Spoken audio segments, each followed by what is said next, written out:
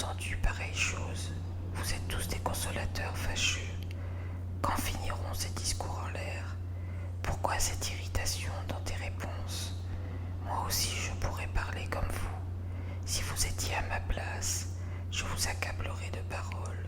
Je secouerais sur vous la tête. Je vous fortifierais de la bouche. Je remuerais les lèvres pour vous soulager. Si je parle, mes souffrances sont point calmées. Si je me tais, en quoi seront-elles moindres? Maintenant, hélas, il m'a épuisé. Tu as ravagé toute ma maison. Tu m'as saisi pour témoigner contre moi.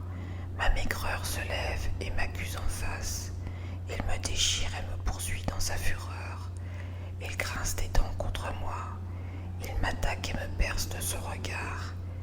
Ils ouvrent la bouche pour me dévorer. Ils m'insultent et me frappent les joues. Ils s'acharnent tous après moi. Dieu me livre à la merci des impies. Il me précipite dans les mains des méchants. J'étais tranquille et il m'a secoué. Il m'a saisi par la nuque et m'a brisé. Il a tiré sur moi comme sur un but. Ses traits m'environnent de toutes parts. Il me perce les reins sans pitié. Il répand ma bile sur la terre. Il me fait brèche sur brèche.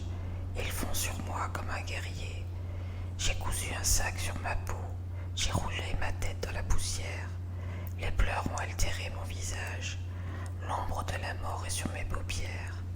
Je n'ai pourtant commis aucune violence, et ma prière fut toujours pure. Ô terre, ne couvre point mon sang, et que mes cris prennent librement leur essor.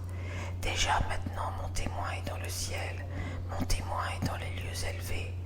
Mes amis se jouent de moi, c'est Dieu que j'implore avec larmes.